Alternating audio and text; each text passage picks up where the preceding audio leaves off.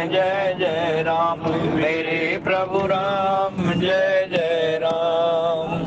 श्री गुरु चरण सरोज रज निज मन मुकर सुधार, वरणहु रघुवर विमल यश जो दायक फल चार। सियावर राम जय जय राम मेरे प्रभु राम जय जय राम।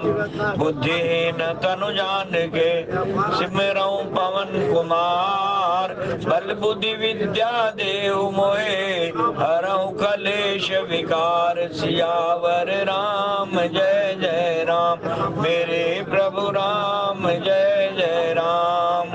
नहीं विद्या नहीं बाहुबल नहीं खर्चन को दाम, मोह से पतित अपंग की तुम पत राखो राम। सियावर राम जय जय राम मेरे प्रभु राम जय जय राम।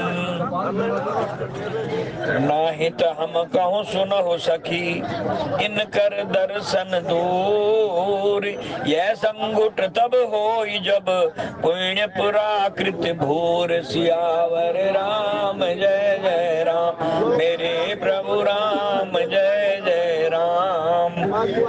सत्संग सभा में पधारे हुए प्रभु प्रेमी सज्जनों, श्री रामचरितमानस के प्रथम सोपान बालकांड के अंतर्गत बड़ा ही दिव्य आनंद से भरा हुआ ये अलौकिक विभूतियों से भरपूर प्रसंग आज हमारे बीच में चल रहा है। भगवान राम अपने भाई लक्ष्मण सहित नगर दर्शन के बहाने दर्शन देते चले जा रहे हैं। आज्ञा तो ये लेकर के आए थे कि लक्ष्मण की इच्छा है, गुरुदेव से आज्ञा मांगी थी कि लक्ष्मण चाहते हैं कि हम नगर देख आए, नगर के दर्शन करें आए, क्योंकि हर व्यक्ति को जो जिस व्यवसाय से रिलेटेड होता है उसकी ये इच्छा होती है कि मैं नए शहर में आया हूँ, नई जगह पर आया हूँ, नए देश में आया हूँ, तो कुछ नई चीजें देख करके जाऊं जो मेरे व्यवसाय से संबंधित हो।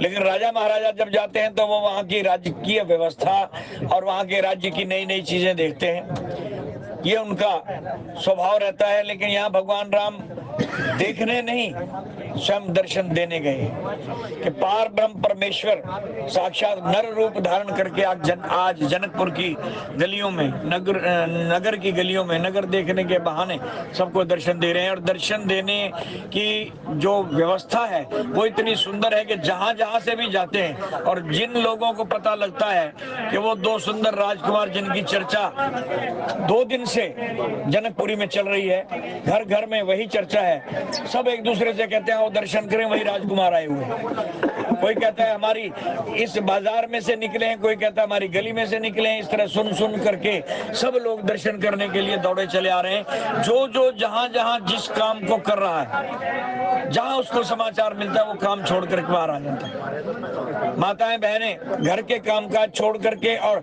जो व्यवसायिक लोग हैं अपने व्यवसाय छोड़ करके, किसान भाई किसान छोड़ करके बाहर निकल आए। ऐसा कहा जाता है कि वहां के पशु और पक्षी भी दर्शन करने के लिए जिनके पुण्य जागृत हो चुके थे, पूर्व काल में जिन्होंने तपस्याएं की थी, तप किया था, लेकिन अपने कर्म भुगतान के कारण दूसरी योनियों में आ गए थे, वो जीवात्माएं भी जो पक्षी की योनि में है या पशुओं की योनि में है, वो भी दर्शन करने के लिए आ गए। महलों की अटारियों पर, पेड़ों के पत्तों पर, टहनियों पर बैठे हुए पक्षी चुपचाप दर्शन कर रहे हैं, दर्शन लाभ ले रहे हैं। ये उनके पूर्व काल की साधना का फल था। और वहां के पशु वो भी दर्शन कर रहे हैं। तो इस प्रकार सबको दर्शन देते हुए ये आनंद के धाम चले जा रहे हैं। तो इनको देख करके नाना प्रकार की चर्चाएं भी हुई। कुछ युवान युवतियां जो मेन बाजार में नहीं आ सकी या घरों से बाहर नहीं निकल सकती थी, क्योंकि ये मर्यादा है, वो मर्यादा का पालन करते हुए घर से बाहर तो नहीं निकली, लेकिन घरों के झरोके खोल लिए, खिड़कियां खोल ली, और कईयों ने द्वार के अंदर बाहर खड़े होकर के अपने घर के ही दरवाजे खोल करके उसमें से झांकना शुरू कर दिया। जो नव विवाहित वधुएं थी वो ऊपर झरोखों में घूंघट की आड़ में खड़ी होकर के भगवान का दर्शन कर रही हैं, और जो थोड़ा माताओं के रूप में थी, माताएं थी, वो नीचे खड़ी होकर के गलियारों में खड़ी होकर के या अपने आंगन में खड़ी होकर या अपने द्वार पर खड़ी होकर के दर्शन कर रही हैं। और इसी प्रकार जो व्यवसायिक व्यवसाय के लोग थे, वो हमने पिछले दोहे में पढ़ा कि किस तरह अपने अपने व्यवसायिक कार्य को करते हुए अपने दुकानों को सजा करके बैठे थे। और गोस्वामी जी ने तो यहाँ तक लिखा कि ऐसे लग रहा था कि मानो जनकपुर में वहां के जनकपुर निवासी व्यापारी नहीं बैठे, बल्कि साक्षात कुबेर व्यापारियों का रूप धारण करके आके बैठ गए। किसी चीज की कोई लालच ही नहीं है, सब सामान सजा हुआ है, लेकिन जैसे ही पता लगा कि राम आ रहे हैं, भगवान आ रहे हैं, यहाँ से दर्शन देते हुए चले जाएंगे, तो व्यवसाय करना ही भूल गए, दर्शन कर रहे हैं। इसका उदाहरण आप सब जानते ही हैं। आज से लगभग 30-35 साल पहले रामानंद सागर जी की रामायण शुरू हुई थी टीवियों में। क्या हाल होता था, व्यवसाय रुक जाते थे, दुकानें खुली होती थी परंतु काम नहीं होता था, ग्राहक नहीं होता था। सबको याद है ये दिन। घर की गृहिणियां काम धंधे छोड़ करके टीवी के आगे बैठ जाती थी। जिनके घरों में उन दिनों टीवी नहीं थे वो पड़ोसियों के घर चले जाते थे। जब राम की इस जो है एक कलयुगी लीला, जो कि वो भी एक यंत्र के द्वारा दिखाई जा रही है, उसका इतना जादू है, तो जहाँ साक्षात पार ब्रह्म परमेश्वर मनुष्य रूप धारण करके आया होगा, वहां की क्या हालत होगी, बयान से परे है। जुबान में ताकत नहीं, शब्दों में शक्ति नहीं कि उस अवस्था का वर्णन कर सके। वो तो जिसने देखा वही जानता है। लेकिन प्रभु विशेष कार्य से आए हुए हैं। देखिए, जेल के अंदर कई प्रकार के व्यक्ति जाते हैं, हॉस्पिटल्स के अंदर कई प्रकार के व्यक्ति जाते हैं। हॉस्पिटल में मरीज जाता है अपनी मजबूरी में, अपना इलाज कराने के लिए, लेकिन डॉक्टर जाता है वो मजबूरी में इलाज कराने के लिए, वहां एडमिट होने के लिए नहीं, बल्कि इलाज करने के लिए।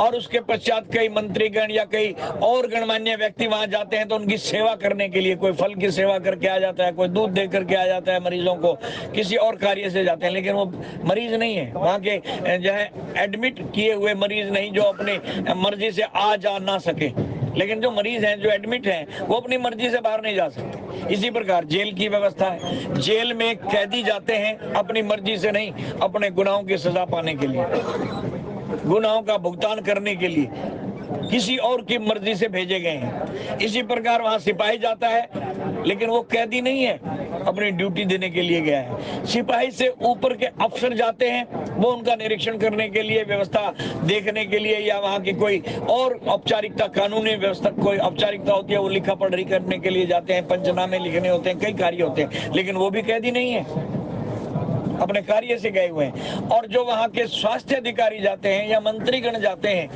वो भी कैदी नहीं है, न वो वहां के जेल में जाने वाले कैदी नहीं, बल्कि किसी विशेष कार्य से वहां आए हैं। और सबसे बड़ी बात तो ये है कि अगर वहां सौभाग्य से प्रधानमंत्री या राष्ट्रपति पहुंच जाए तो उन कैदियों के भी भाग जाग जाते हैं, क्योंकि उनके जाने का मकसद है कुछ कैदियों को छूट देना।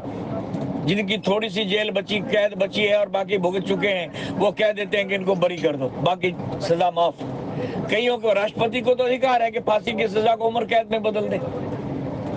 तो वो इतने बड़े गणमान्य व्यक्ति जो मुख्य जो है मुखिया है वहां के, जो सारे देश के सर्वे सर्वा हैं, उनको अधिकार है वहां जाकर के उन कैदियों को छूट दे करके आते हैं। ठीक यही ये संसार जो है ये कैद खाना है, काल की जेल है ये, काल यहाँ का जेलर है।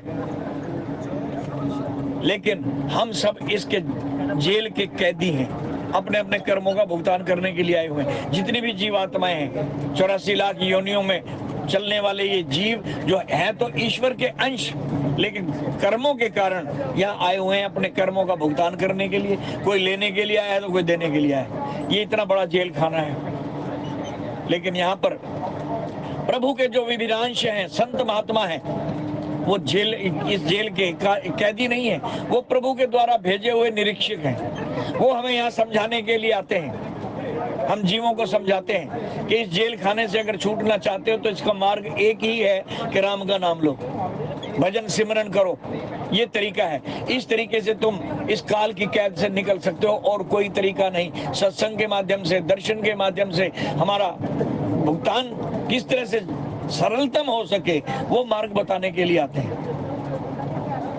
और कई बार ऐसी कृपा हो जाती है कि राष्ट्रपति स्वयं, यानी पार ब्रह्म परमेश्वर ईश्वर जो निराकार ब्रह्म है, जो हम सबके अंदर है, लेकिन वो प्रकट होकर के यहाँ संसार में आ जाता है। और जहां जहां वो जाता है पूर्व काल के जिन्होंने साधनाएं की हैं उनको दर्शन देकर के कृतार्थ ही नहीं करता, बल्कि जेल से छुटकारा भी दिला देता है। उसके सामने काल की नहीं चलती, क्योंकि वो काल को भी खा जाने वाला महाकाल है। जेलर भी देखता खड़ा रह जाता है, क्योंकि राष्ट्रपति की आज्ञा को जेलर कौन है टालने वाला।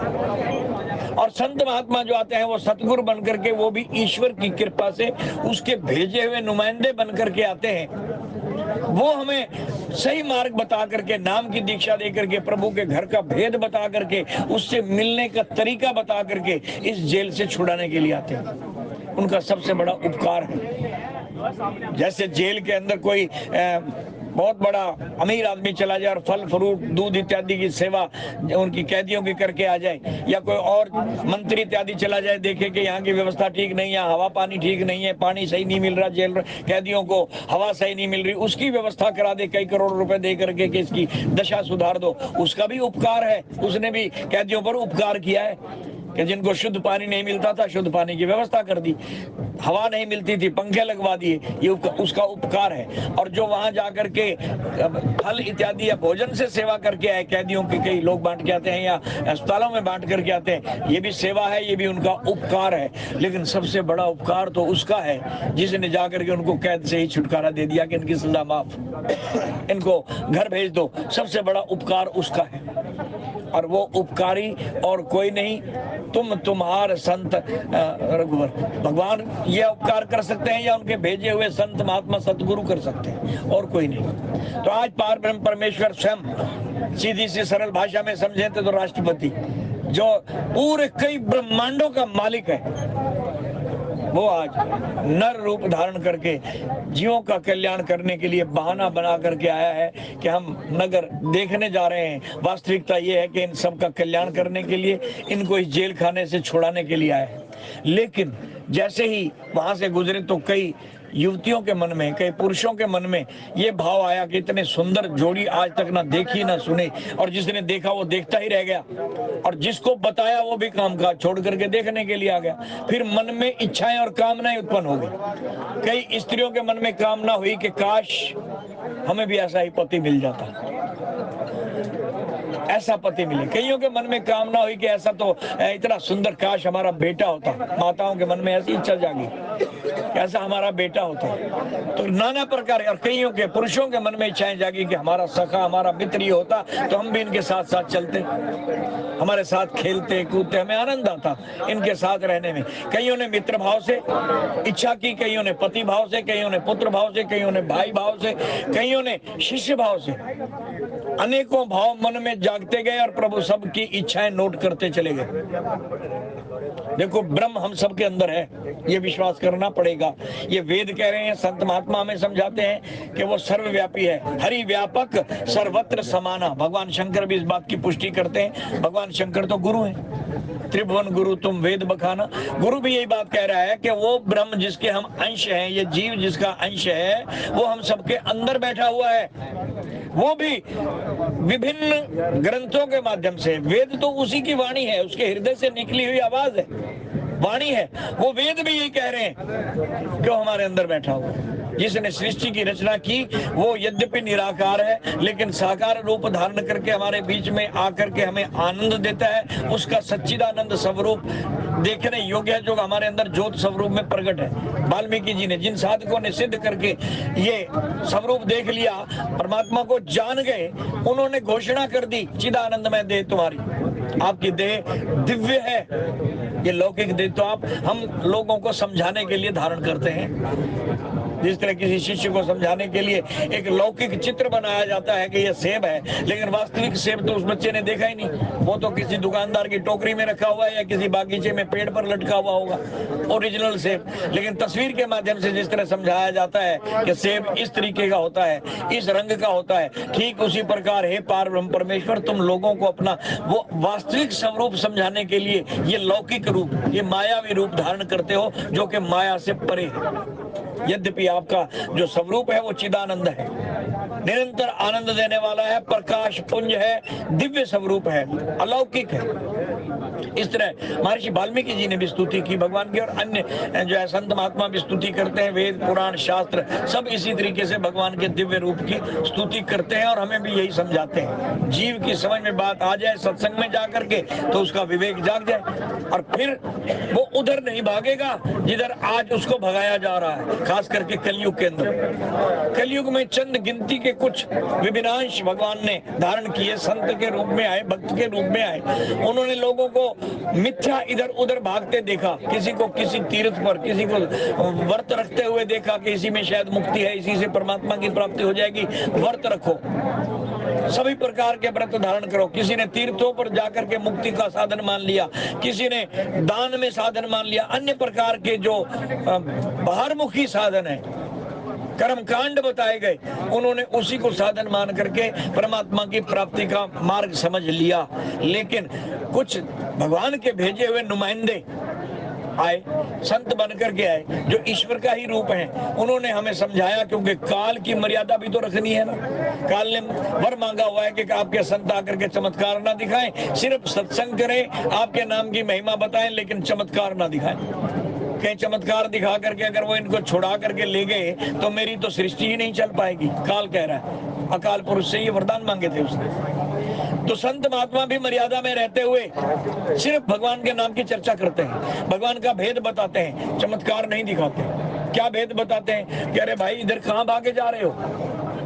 कि इधर सुना है वहाँ कोई बड़ा भगवान रहता है। कहने लगे भगवान, जिस भगवान को तुम बाहर ढूंढते फिर रहे हो वो भगवान क्या कह रहा है? वो ईश्वर अपना पता खुद बता रहा है। वेद पढ़ो, वेद वाणी पढ़ो, शास्त्र पढ़ो, संतों की बात सुनो। वो तो ये कह रहा है कि मैं तो तेरे पास में, ना मैं मस्जिद, ना मैं काशी, ना तीर्थ उपवास में, वो को कहाँ ढूंढे रे बंदे, मैं तो तेरे पास में। वो तो डंके की चोट पर कह रहा है कि मैं तो तेरे अंदर बैठा हूं और तू कहां ढूंढ रहा है? बाहर ढूंढता फिर रहा है। मैं वहां कण कण में व्याप्त हूं तो तेरे अंदर भी हूं, मुझे अंदर ढूंढ। संतों के द्वारा बताई हुई युक्ति के द्वारा मेरा अनुभव प्राप्त करना चाहता है, मेरा दिव्य स्वरूप का दर्शन प्राप्त करना चाहता है तो अपने अंदर देख। लेकिन क्योंकि कलयुग की ऐसी एक विडंबना है, ये माया का जाल है कि हम संतों की बात को ना सुन करके उल्टा संतों को ही सजा दे डालते हैं। किसी की खाल खिंचवा दी, किसी को जेल में डलवा दिया, किसी से चक्कियां पिसवाई, किसी के हथकड़ियां लगवा करके गंगा में बहा दिया। ऐसा संतों के साथ जमाने ने, संसार ने यही सलूक किया सदियों पहले। कलयुग में भी ऐसा होता आया है। जहां जहां संतों ने भगवान का भेद बताने की कोशिश की, वहीं वहीं काल की ये शैतानी शक्तियों ने आकर के उनको सजाएं दी। लेकिन संत अपना कार्य करते रहते हैं, वे इन चीजों से डरते नहीं, क्योंकि वो तो ईश्वर का स्वरूप है। अपना काम भगवान की आज्ञा से करने के लिए आए हैं, अपनी ड्यूटी निभा करके चले जाएंगे। लेकिन कुछ लोग हैं जिन पर परमात्मा के नाम की मोहर लग गई, जो धुरधाम जाने के काबिल परख लिए गए, परख करके पहचान कर करके उन जीवों को अलग छांट लिया जाता है, वही दिव्य धाम परमात्मा के घर पहुंच पाते हैं। बाकी तो यही इसी काल के कैदी बने रहते हैं, बार बार जन्म लेते रहते हैं, मरते रहते हैं। जिन्होंने दान पुण्य किए, शुभ कर्म किया परमात्मा की प्राप्ति के लिए, उनका दान पुण्य वो फेल नहीं होगा, वो कर्म नष्ट नहीं होगा, बल्कि अगला जन्म लेना पड़ेगा, कैदी बनना पड़ेगा। फिर इस काल की कैद का कहाँ जन्म मिलेगा? राजा महाराजा के घर, किसी मंत्री के घर, किसी उच्च परिवार में। क्यों? जो दान दिया है उसको लेने के लिए आना पड़ेगा। जो धनराशि दान दे करके इस मनुष्य योनि में गया है, उसको वसूल करने के लिए आना पड़ेगा। बीज बोया है ना दान का, तो ये फसल काटनी पड़ेगी। शुभ काम किए हैं तो शुभ अच्छी फसल काटने के लिए आना पड़ेगा, और अच्छे शुभ किए तो स्वर्ग वैकुंठ तक भी जाना पड़ सकता है। लेकिन बुरे कर्म किए हैं तो फिर नरकों में भी जाना पड़ेगा, और गधे घोड़े की जोनी भी भुगतनी पड़ेगी। ये सब किए कर्मों का फल है। छुटकारा तो नहीं हुआ, बने तो कह दी रहे। हाँ, अगर राजा महाराजा के घर, मंत्रियों के घर भी जन्म मिल गया, किसी सेठ साहूकार के घर, बिरला टाटा के घर भी जन्म मिल गया, फिर भी तो कैदी ही रहे, छुटकारा तो फिर भी ना हुआ। फर्क इतना हुआ कि लोहे की हथकड़ी की बजाय सोने की लग गई, गरीब से अमीर हो गए, कैदी फिर भी रहे, छूटे नहीं। तो सबसे बढ़िया उपकार उस संत का है जिसकी बात हमने मान ली और कैद से निकल गए, काल की जेल से छूट गए। हमारा मकसद भी यही है। हम उस पार ब्रह्म परमेश्वर की संतान है जो न कभी पैदा होता है न मरता है, वो अजन्मा है। हम भी उसी के अंश हैं। इस अंश की व्याख्या भगवान श्री कृष्ण ने अपने ही स्वरूप का बयान करते हुए की है कि ये आत्मा उसी तरह अमर है जिस तरह मैं हूँ, मेरा ही रूप है। ना मैं मरता हूँ, ना ये आत्मा मरती है, ना माया मरती है। जीव, ब्रह्म और माया तीनों अमर है। अर्जुन ध्यान से सुन, इसको कोई शस्त्र काट नहीं सकता, अग्नि इसको जला नहीं सकती, वायु इसको सुखा नहीं सकती, पानी इसको गला नहीं सकता। फिर ऐसा कौन सा तत्व बाकी बचा जो इसको मार सके? पंच भौतिक शरीर इन मायावी पदार्थों से बना हुआ है। ये यहीं बना, यहीं बढ़ा, यहीं पला, यहीं बूढ़ा हुआ और फिर यहीं छोड़ देना।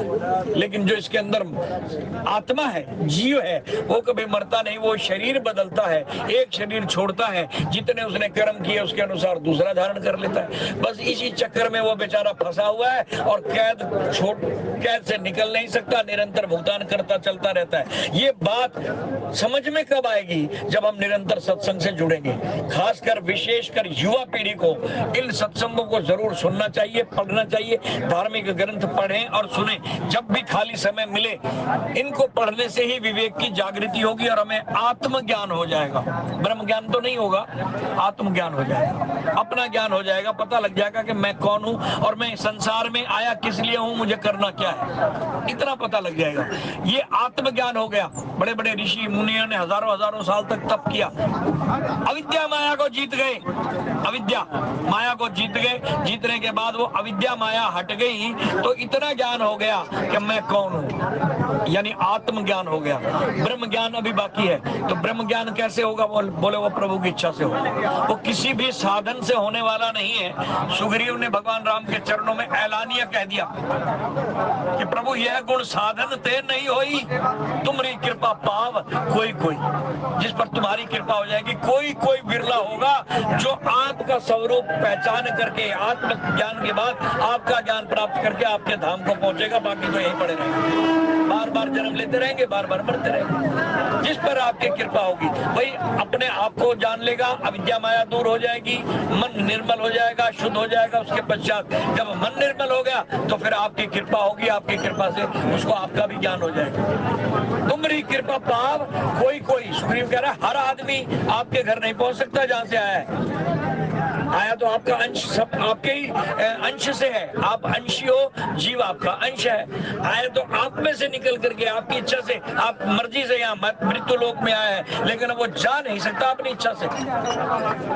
संत महात्मा बाहरमुखी कर्म कांड बताते हैं। जो कर्मयोगी हो वो बाहर के मार्ग बताते हैं और वो उसी में उलझ जाता है और धीरे धीरे उस रास्ते पर चल करके फिर जन्म मरण के चक्कर में फंस जाता है। लेकिन जिस पर आपकी कृपा हो जाए प्रभु, आप उसको सत्संग से जोड़ देते हैं, क्योंकि बिन सत्संग विवेक न होई, राम कृपा बिन सुलभ न सोई। आपकी कृपा के बगैर जीव का छुटकारा नहीं हो सकता। सुग्रीव भी ये कह रहा है कि तुम्हारी कृपा पाव कोई कोई। तो हर आदमी एकदम ईश्वर के घर नहीं जा सकता, वही पहुंचेगा जो सच्चे मन से, हृदय से, बचपन से सत्संग से जुड़ गए। सत्संग से जो निरंतर, सत्संग का मतलब जहाँ प्रवचन हो रहे हो, भगवान का ज्ञान बताया जा रहा हो, सुने। जो धार्मिक पुस्तक हाथ में उसको पढ़े और उस पर अमल करे। और सबसे बड़ी बात यह है कि जब ऐसा करेगा और मन निर्मल होता चला जाएगा, अविद्या माया छूट जाएगी, तो फिर पार ब्रह्म परमेश्वर निरंजन निराकार अपना स्वरूप धारण करके आएगा और उस रूप का नाम होगा सतगुरु।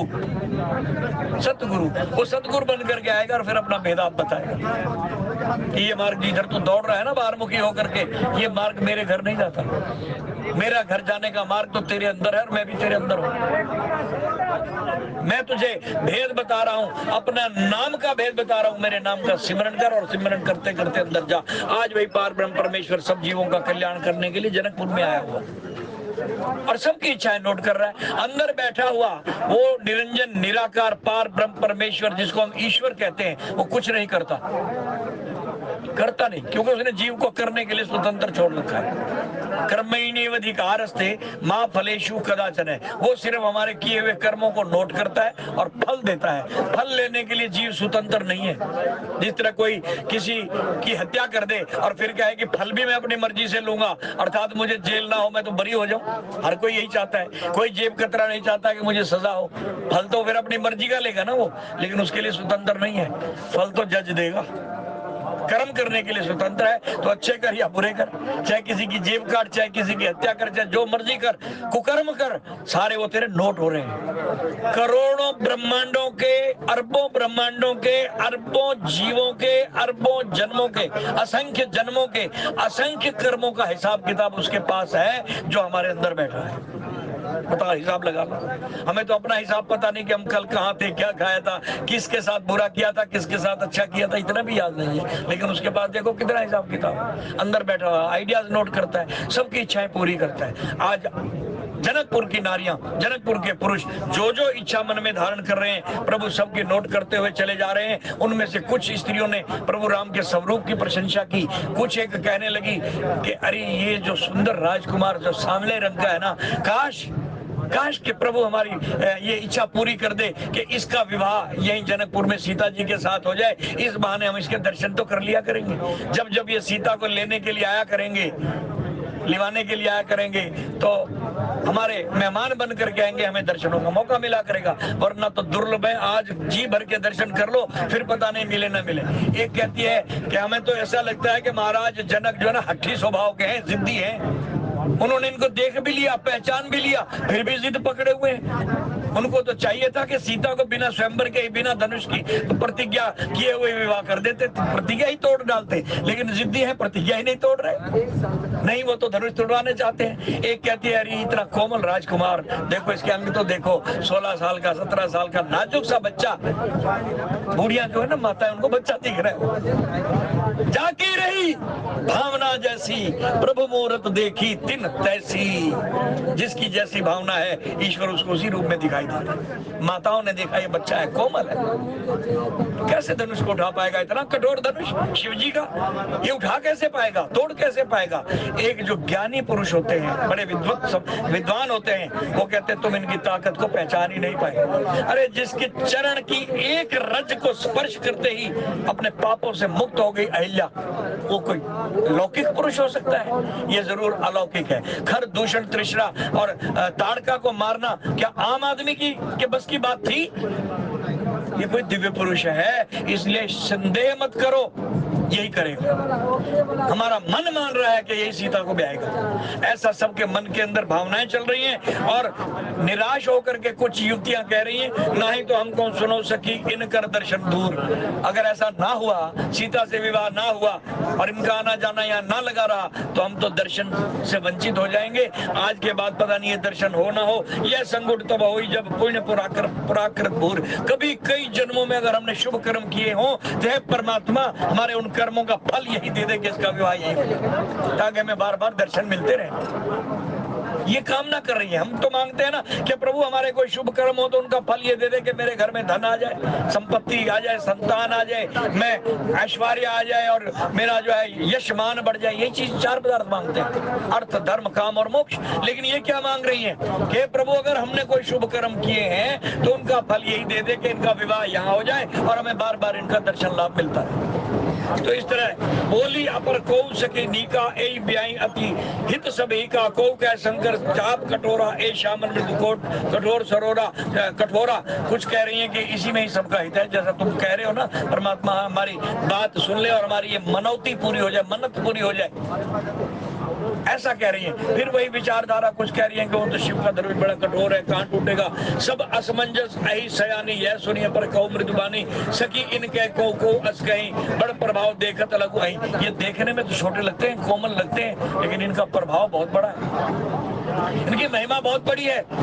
ये महिमा बखान करने वाला और कोई नहीं, सतगुरु है, संत है, वही आकर के प्रभु की महिमा बयान करता है। और जब वो बयान करता है और हम उसकी बात सुनते हैं, इसी का ही प्रारूप, इसी का ही नाम हम कहते हैं सत्संग हो रहा है। सत्संग में क्या होता है? जहाँ राम के गुण बयान किए जाए, ईश्वर की महिमा बताई जाए, ईश्वर की बड़ाई की जाए, जहाँ अपनी बड़ाई की जाए, अपने नाम की बड़ाई की जाए, या संसारिक लोगों की बड़ाई की जाए, या वोट बैंक समझ करके अपने कारनामे बखान किए जाए, वो सत्संग नहीं होता, वो जलसा होता है, वो जलसा होता है। सत्संग में तो सिर्फ सत्संगत कैसी जानिए, गुरवाणी, गुरवाणी क्या कह रही है? सत्संग किसको कहते हैं? बोले सत्संगत कैसी जानिए, जिथे एको नाम बखानिए, जहाँ केवल नाम की चर्चा हो। किसके नाम की? उस ब्रह्म के नाम की, ईश्वर के नाम की, जो सारी सृष्टि को बनाने वाला, पालने वाला, धारण करने वाला, फिर अपनी इच्छा से समेट लेने वाला, उसकी चर्चा। अब देखो, नर रूप धारण करके आया सबकी इच्छाएं पूरी करने के लिए, लेकिन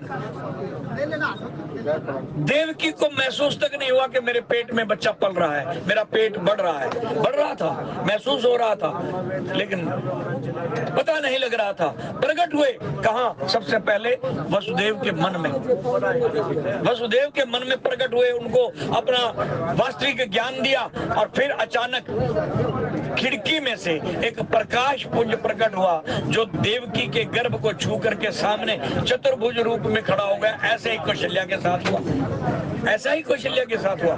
चतुर्भुज रूप धारण करके वो दिव्य शरीर, चिदानंद में देह तुम्हारी, जिसका मैंने पहले वर्णन किया कि वो प्रकाश पुंज है, छाया। जिस तरह प्रकाश की कोई छाया होती है, उस छाया के अंदर आप पत्थर मारो, ईंट मारो, तीर मारो, तलवार मारो, कुछ भी, वो छाया कटेगी क्या? वो प्रकाश कटेगा क्या? टार्च में से सीधा साधा प्रकाश छोड़ो, उसमें से आप तलवार निकाल दो, वो पार हो जाएगी, लेकिन प्रकाश की धारा कटेगी नहीं। ऐसे ही वो प्रकाश पुंज चतुर्भुज रूप में आकर के खड़ा हो गया, कौशल्या के आगे भी, देवकी के आगे। और जब ऐसा हुआ तो आंख खुली और देखा, अरे ये कौन?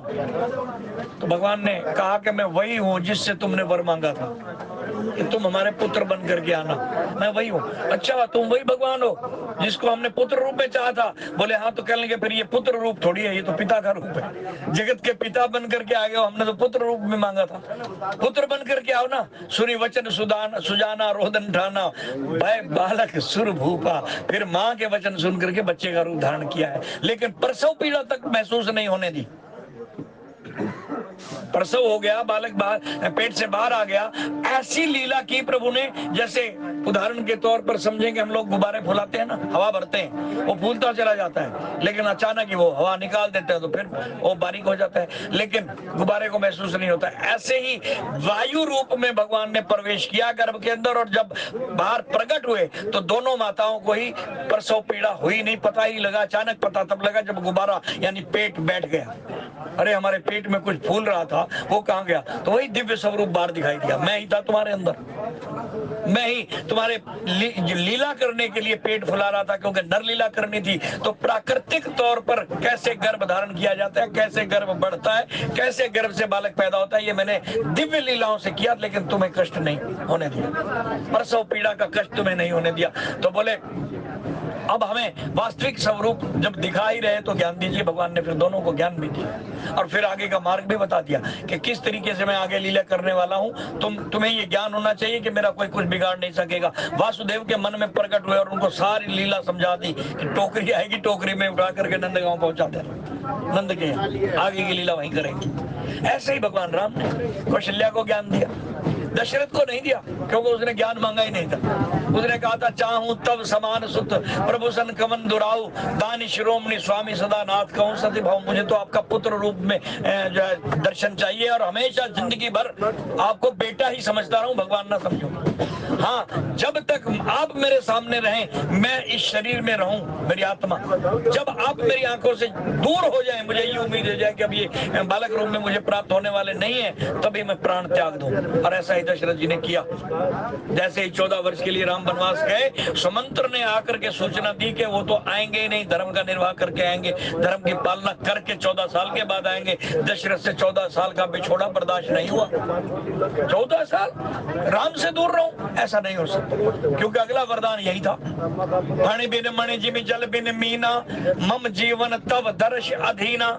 हे प्रभु, जिस तरह नाग की मणि निकल जाने के बाद सिर पटक पटक करके मर जाता है, जीवन त्याग देता है, मछली जल से बाहर आकर के जीवन त्याग देती है, ऐसे ही आपसे बिछुड़ते ही आपके बिछोड़े के वियोग में मैं प्राण त्याग करूं। और दशरथ ने ऐसा किया। दोनों वरदान मांगे थे, भगवान ने दोनों पूरे किए। लेकिन कौशल्या ने यानी शत्रुपा ने जो वरदान मांगा था कि मेरा ज्ञान भी बना रहे, मुझे भक्ति भी वही मिले, आपका सुख भी वही मिले, बाल लीलाएं भी मैं देखूं, वो भी पूरी की। तो आज वही सबको आनंद देने वाले, हम सबके आइडियाज नोट करने वाले इन जनकपुर निवासी स्त्रियों के, युवतियों के, बुजुर्गों के, सबके आइडियाज नोट कर रहे हैं और इनको फल देने के लिए किसी को तो इसी राम जन्म में फल दिया, किसी को अगले जन्म के लिए छोड़ दिया कि कृष्ण रूप में आकर के तुम सबको फल देंगे, तुम्हारी इन इच्छाओं को पूरा करेंगे। वही सारी सृष्टि का नियंता, ब्रह्मांडों का नायक जब चाहता है पल भर में इच्छा मात्र से निज इच्छा निर्मित तनु,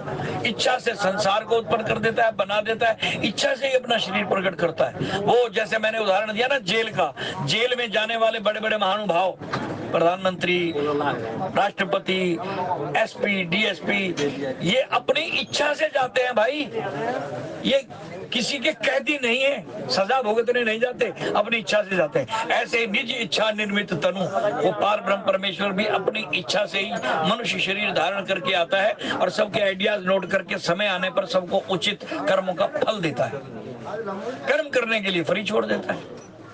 ये उसकी लीला है। ये बात समझ में आएगी सतगुरु की शरण में बैठ करके, सत्संग से जुड़ करके। और आगे जब इस तरह की निराशा उन स्त्रियों में छा गई, मन में इस तरह के भाव आए, तो उन्होंने एक बुजुर्ग कौन है, ये विद्वान पुरुष जो प्रवचन के माध्यम से या भक्ति के माध्यम से, सत्संग के माध्यम से हमें उसकी लीला समझाते हैं, उसका गुणगान करते हैं, वो परम पुरुष आकर के, बुजुर्ग जो है वही उन्हीं का रूप होते हैं। उन बुजुर्ग नारियों ने, पुरुषों ने बताया, अगर निराश मत हो, तुम इसकी महिमा समझो, ये देखने में छोटे लगते हैं लेकिन हैं बड़े महान। क्या तुमने नहीं सुना कि इन्होंने ताड़का को, उसको अहिल्या को ताड़ दिया और ताड़का, मारीच, सुभाव, इनको अपने धाम भेज दिया। इतनी महिमा है इनकी, महिमा नहीं सुनी इनकी। तो संत महात्मा सत्संग के माध्यम से परमात्मा की महिमा सुनाते हैं। और फिर कुछ विद्वान ऐसे भी खड़े थे, विवेकी थे, जो कहने लगे, जेहि विरंची रचि सिय सांवरी, तेहि श्यामल बरु रचियो विचारी, तासु वचन सुनि सब हर्षानी, ऐसे ही हो कहूं मृदुबानी। एक ने आश्वासन दे दिया कि जिसने सीता की रचना की है, उसको बनाया है, उसी ने इस सामले वर को भी उसी के लिए बनाया है। इतना आश्वासन दे दिया। और ये गारंटी सिवाय सतगुरु के और कोई नहीं दे सकता।